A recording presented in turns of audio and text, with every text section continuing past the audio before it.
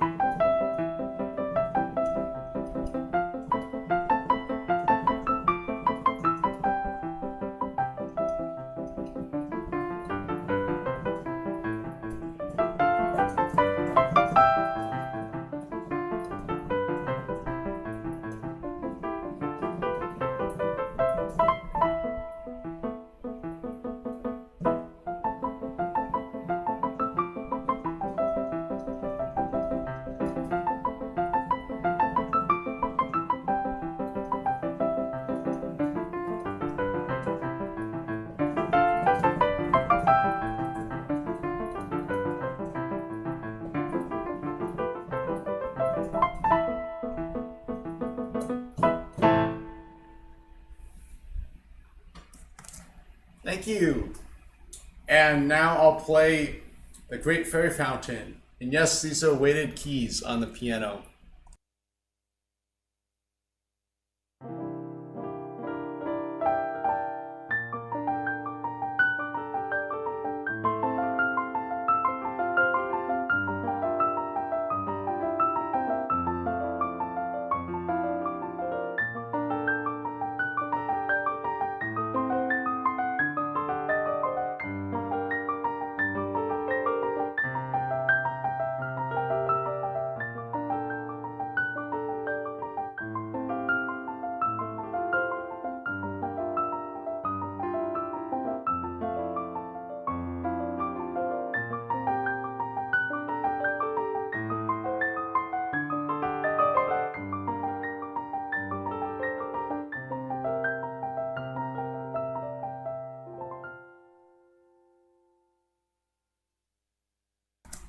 Thank you, Olivia. Now I'll play Lon Lon Ranch from Ocarina of Time.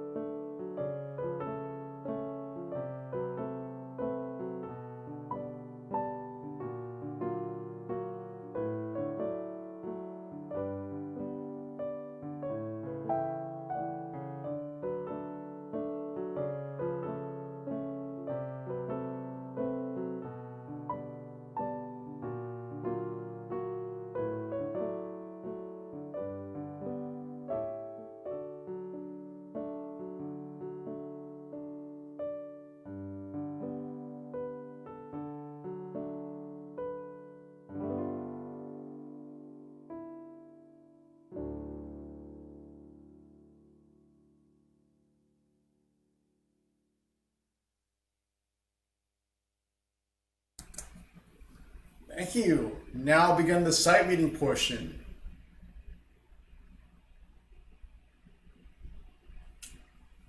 So here is KK Ballad Air Check. So sight reading is where I look at music and play it by sight like I'm reading a book. So I've never read this music before, so this is the first time I'm reading it. So this way, I can play a lot of video game music songs that I haven't played before, and a variety of songs as well, rather than just playing Mario and Zelda and Sonic and Final Fantasy, which are great music and great franchises.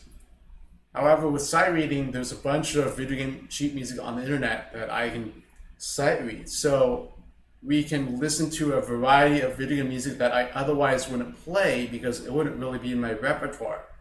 So this music is, a lot of the music is sight readable. So I'm a classically trained pianist, so I studied sight reading as one of my skills, as well as learning a lot of different repertoire in the classical music piano standard repertoire. So sight reading is a skill, so I'm applying that skill to sight reading a lot of video game music on the internet, such as video game music at NinSheetMusic.org. There's a whole bunch of video game music that's the site's been updated regularly, so you can find sheet music there. And if you want to make a sight reading request, you can do so. Check out the video description below on how to make a sight reading request.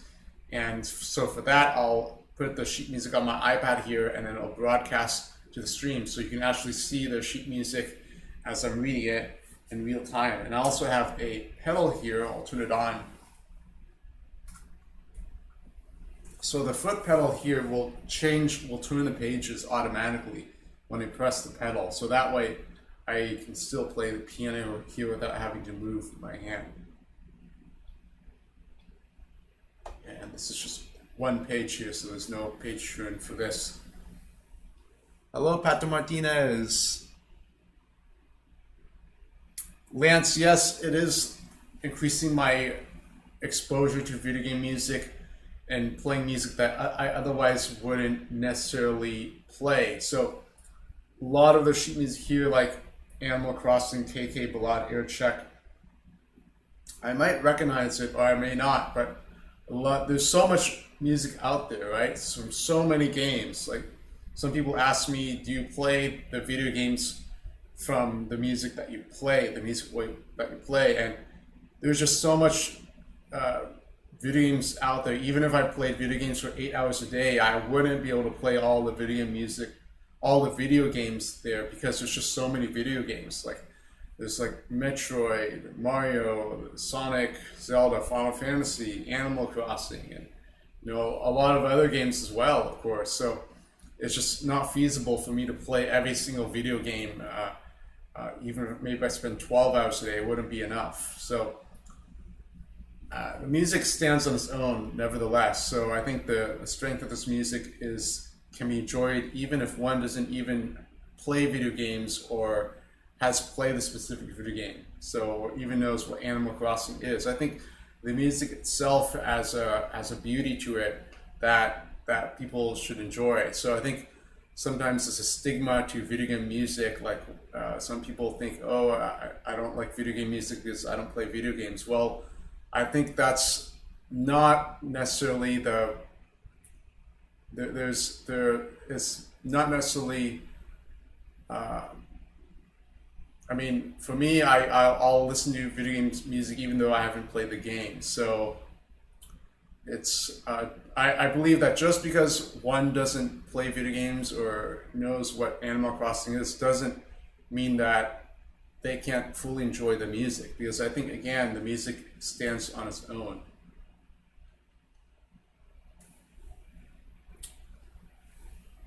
Yes, Pokemon, I could spend years without end just playing video games. Or I could become a professional video game player. I mean, with all the classical music training and the time and dedication on spending the piano, what if I'd spent that on practicing League of Legends? Well, when it's growing up, League of Legends didn't exist, but if maybe, a similar game back then,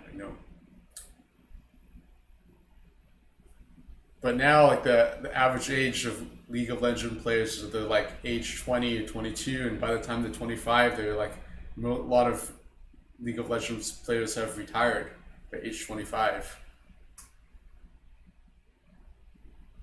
All right, so here's KK Balad ear check.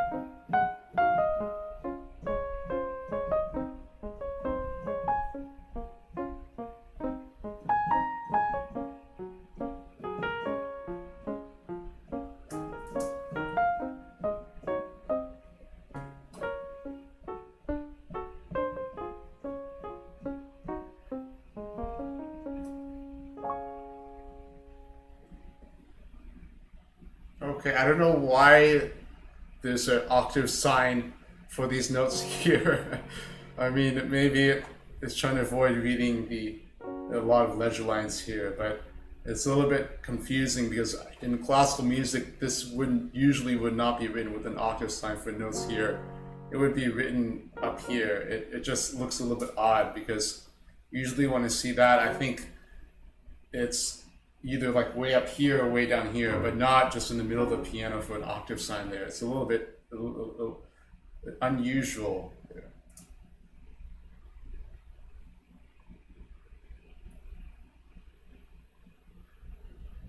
Video game isn't even a genre of music. Video games have tons of genres of music in them. When someone says they don't like video game music, they're just discriminating the music based on its origin. Yes, Black Note 2, that makes a lot of sense. There's like in a lot of music like Grand Theft Auto, when there's the radio station playing in-game music, there's a variety of music there, or like the Gran Turismo games, there's a lot of different genres of music. So just because the music is in a video game, it's up for debate whether just because a piece of music is in a video game, does it mean it's video game music automatically? Because say if there's a lot of classical music, like in Chessmaster 5500 or Chessmaster 10,000, I've heard that the classical music is in those games in Chessmaster. Does that constitute that as video game music automatically just because it's in a video game music? Or just because it's in a video game? Like what if I create my own video game and I use like classical music? That's public domain, So what if I use the classical music in a video game? Does that automatically become video game music?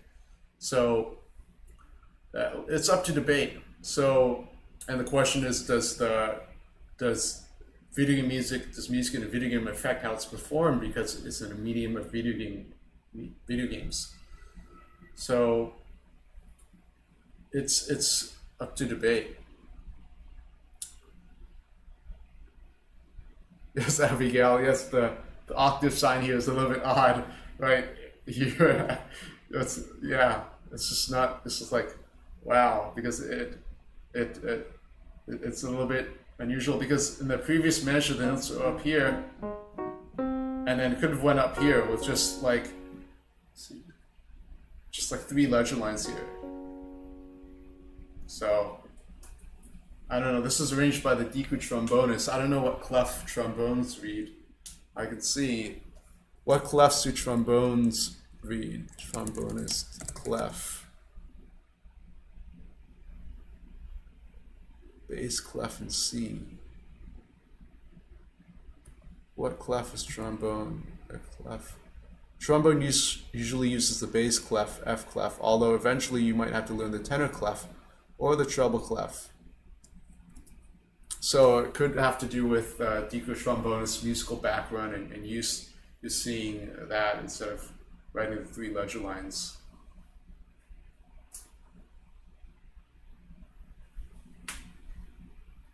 Andy Kim, welcome. This is KK Ballad Air Check from Animal Crossing. This is composed by Kazumi Tataka and arranged by the Diku trombonist. All right, so let's go on to the next theme here. Let's go on to KK Love Song. This was arranged by Static. Actually, I've read this before, but I'll play it again because it's really beautiful. It's not something that I can play from memory, I don't think, but I remember reading this a little bit in the textures and the layer of sound. All right, the most depressing song I know, it depends on the listener, I believe. It's like beauty is in the eye of the beholder. So the music that's beautiful, the most beautiful, it's hard to judge as well. So I don't know. Let's try to keep the stream uplifting here too, because if I try to think about the saddest song, I might make the stream sad. All right, so here is the KK Love Song from Animal Crossing.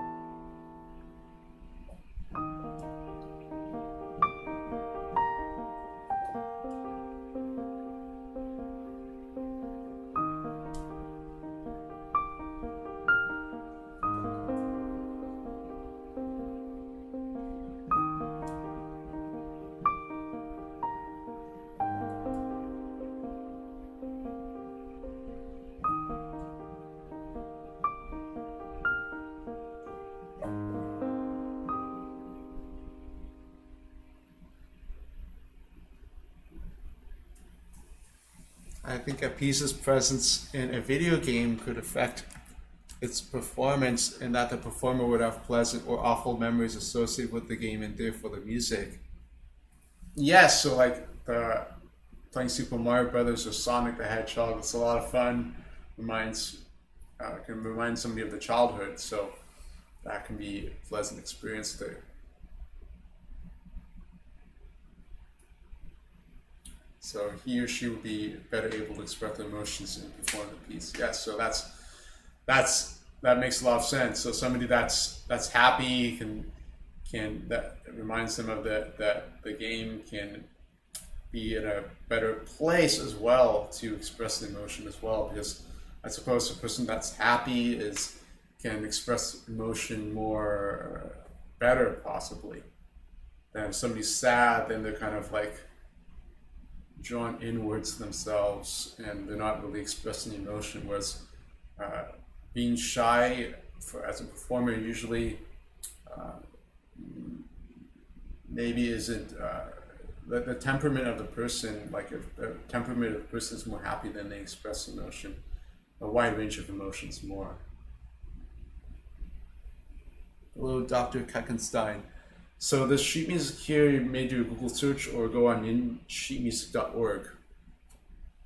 So you can find it on NinSheetMusic.org.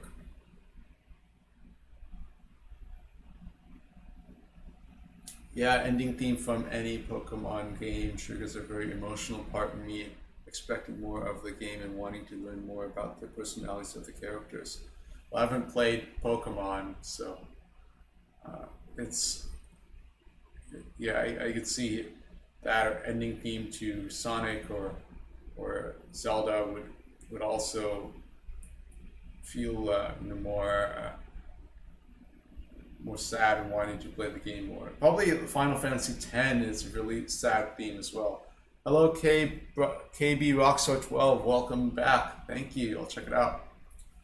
So Final Fantasy X probably is also a sad theme. So there was a compilation video on YouTube of different streamers reacting to the ending of Final Fantasy X.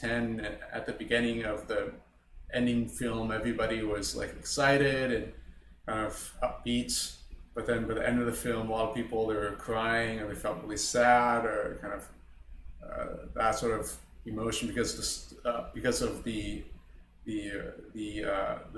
filmed ending theme is really moving. So and then it's funny because there's one part after the ending film ends. There's text. There's actually like a screen capture. Somebody, the poster did like a screen capture of the film. So one of the friends went online. So like Cabriolet 21 is online. So it showed like the friend who went online just right after Yuna finished her last sentence. So it was like a really jarring juxtaposition. Maybe not jarring, but like it was like really strange. And like one of the comments in the videos was like, I don't know whether to laugh or cry after reading that after seeing that alert. So because some people are laughing because like at the end of such an epic game and like all this huge story, there's like this friend alert, Cabriolet 21 is online, and so some people are like laughing in the comments about it. So yeah.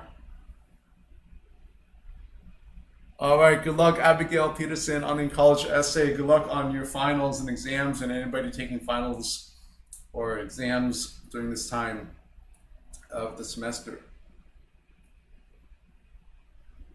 Yeah, Final Fantasy 15 really got me at the end too. I haven't played Final Fantasy 15. I actually had a demo of it was like a graphics test on my computer, and I think it's like one of the later Final Fantasy games. The graphics looked really neat. It was like amazing, like how all the rendering was done. It was like really accurate, like realistic. Let's see, writing essay. Good luck on the essay writing. Okay, so let's get to KB Rockstar's request.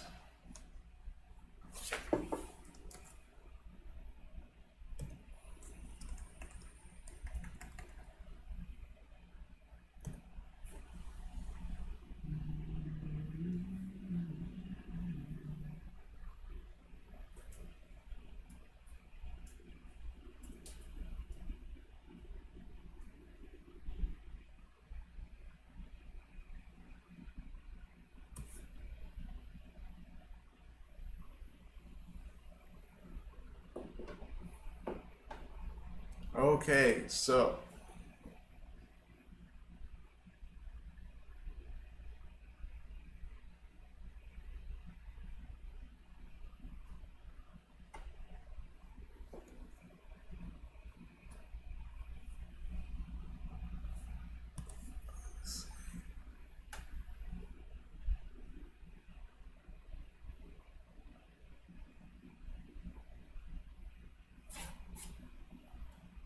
Sorry about that. I didn't mean to leak any information. Your email address wasn't leaked, so sorry about that. So this is KK Cruisin from Animal Crossing New Horizons, and this is arranged by Tim DeMann. So this is 16th notes, and it's shuffle, so it's like I suppose like a swinging rhythm.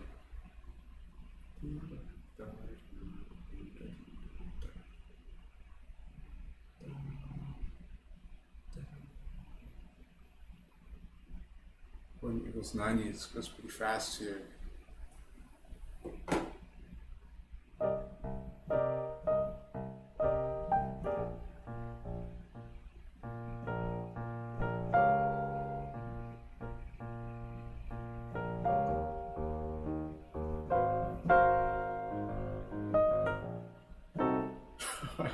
It's a lot of accidentals too. Alright. Well, what I'm going to do is that I'll play this at a slower tempo so I can understand what's going on here with all these notes. Wow.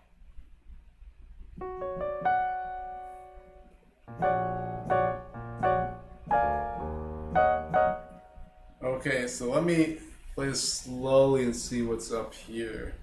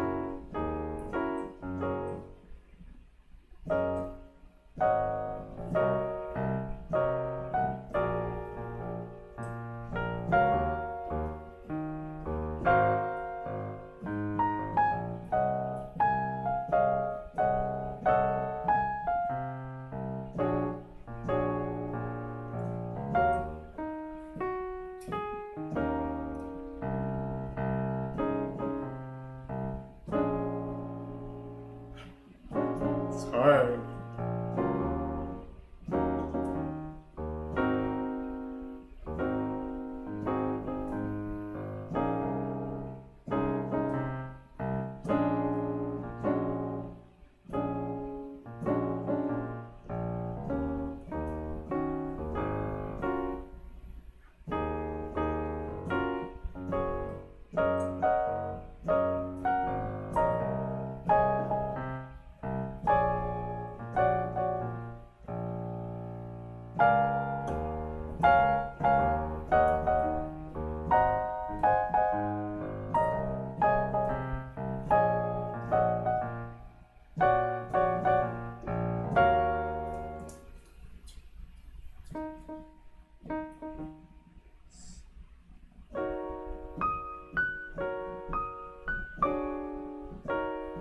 sounds like it's from a Final Fantasy game, like Final Fantasy VII, like when they're at that casino place.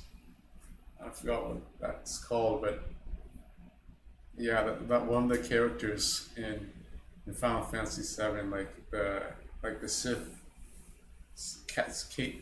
character or something. That it's like this jazzy theme to it.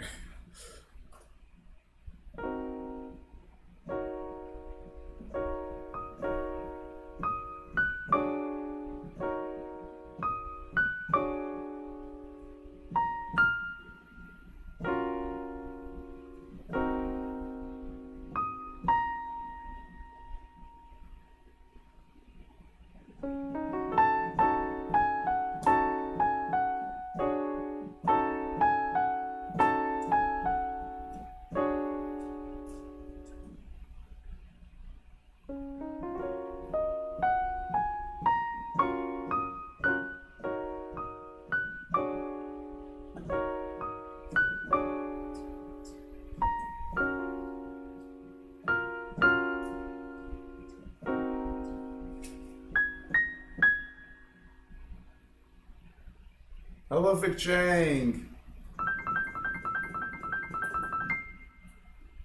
So I'm sight reading KK Cruisin from Animal Crossing New Horizons. So this is the latest Animal Crossing game. I'm actually transcribing music from Animal Crossing 2. It's 12 p.m. There's so many layers in the voices. I think this is one of the better themes from New Horizons. I don't like all of the themes from Animal Crossing New Horizons. Just because like the way the feeling I get from transcribing the music. Some music I enjoy transcribing, some music I don't, and it's not. I don't know. It's just some music is just a little bit too. There's like too much. It's just too much complexity and jargon, and it's almost like there's too much layers of sound. But this piece is cool because there's a swinging. It flows really well. Some other pieces from Animal Crossing New Horizons, it just sounds like not with a very individual voice. Some of it sounds almost a little bit too generic.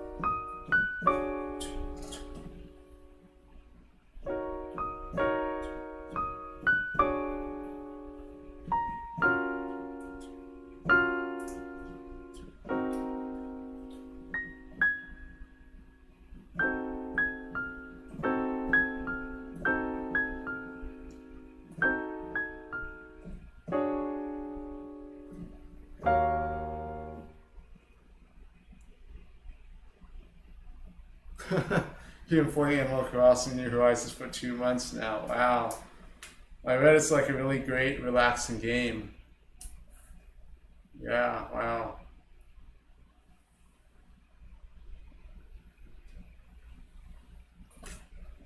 Yeah, I think the game on a whole, it's well done, put together. It's from what I've seen.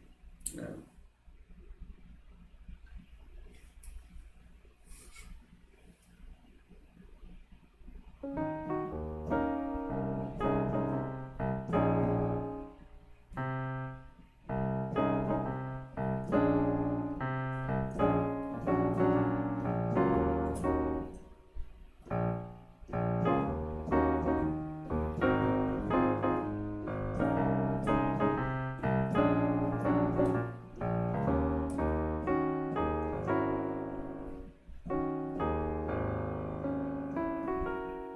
Right.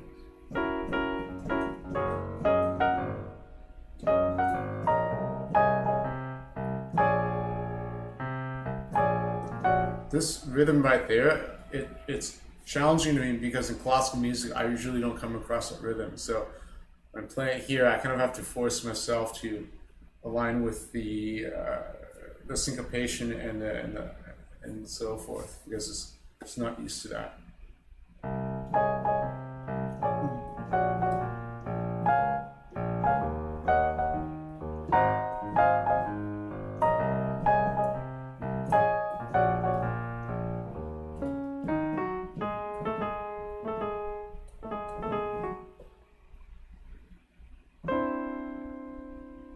And now transpose to G major.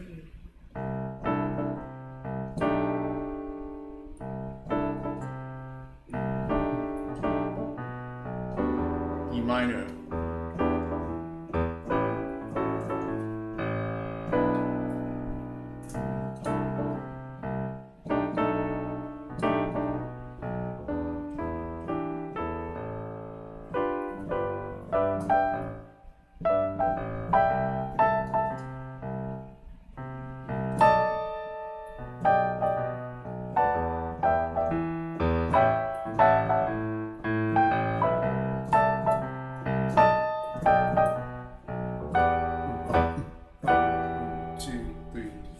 And that's the end.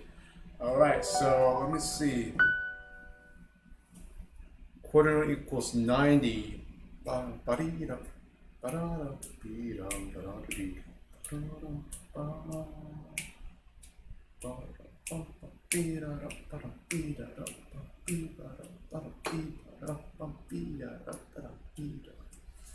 You hear that tempo.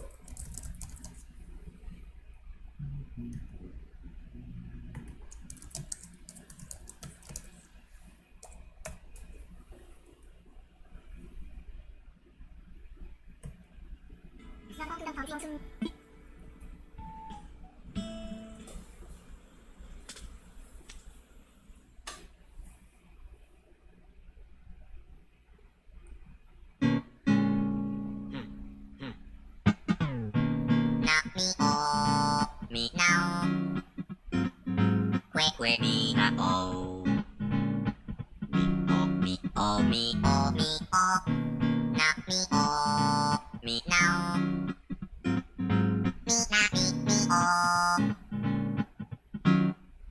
Okay, so this arrangement really flushes out the harmonies here. There's much more harmonies, which from an artistic standpoint, if I arrange it, it's debatable how much I would add because usually when I arrange, I try to be really close to what is in the music because I believe like really to see what the intention is. Okay, yes, add the chords, make it like jazz and like this. It's also possible too.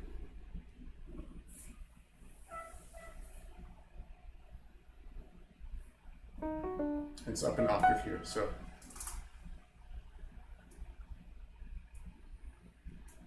Yeah, Simon Bollinger. Yeah, the original, it sounds much more with like one voice and then like few notes in the accompaniment. It's not like this sort of writing here. So Yeah, it's debatable like to how much arrangement should be done, because I believe that sometimes less is more. Sometimes when there's actually less writing, it's actually more expressive. When you try to add all this the frills and all this stuff, it takes away from the what the music is saying. Because you always have to go back to what ask yourself, what is the music saying? So if you can express what the music's saying with fewer notes, that's probably better and more elegant way. So if you take a look at like at Mozart's music, Mozart doesn't write doesn't write any extra notes. All the notes are in his music are there for a reason. Whereas if you look at other composers later on, like the 18th century, 19th century, sometimes add a lot of notes and they make it more fluid in the writing. And then you can always tell by composers that aren't as experienced, you can question, why is that note there? Why is this note there? Why is that note there? Sort of like my composition sometimes. So, when the great composers, number one, they're not predictable. So they'll never do three things the same way. You can never really predict like a melody from Mozart or Haydn or Beethoven. If you think, if you think the next note is going to be here, most likely the composers didn't write that. They might have written.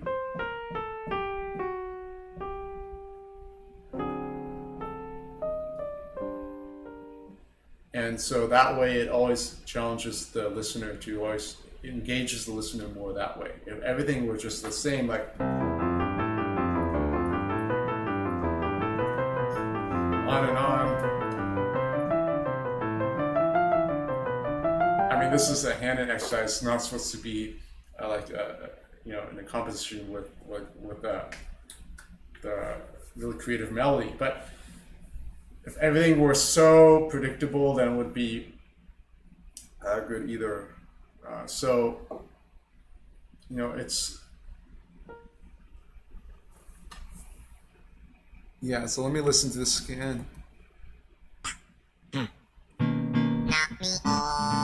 Me now. Quick, me oh. Me oh. Not me.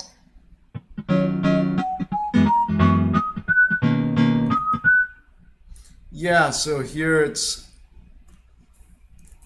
there's much fewer notes here. All right, so I'll play the arrangement here up to tempo as best as I can.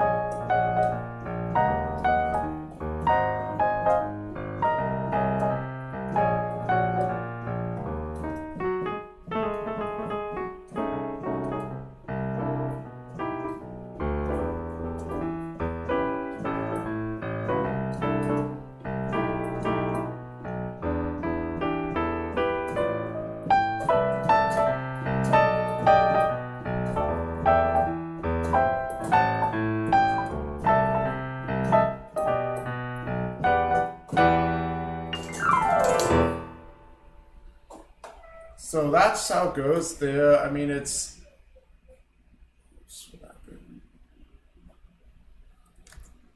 not a bad sounding arrangement by any stretch.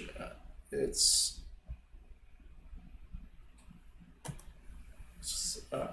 yeah, the notes, a lot of notes. It's more of a piano solo here.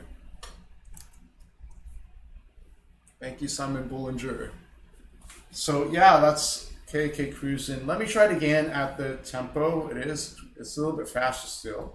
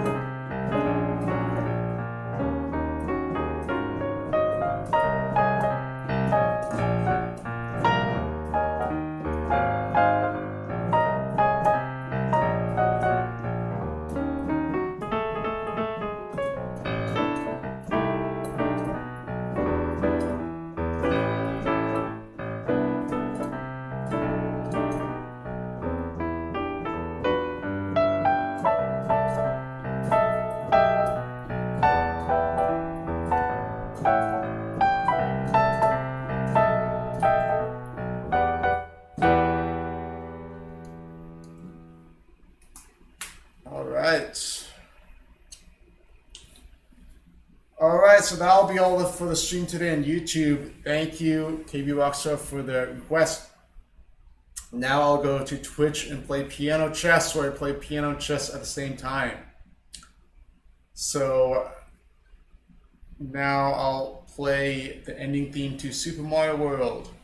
The Guar Plains Xenoblade Chronicles will take requests via Super Chat. Yes, piano chess bloggers. Okay, here is Super Mario World, the ending theme.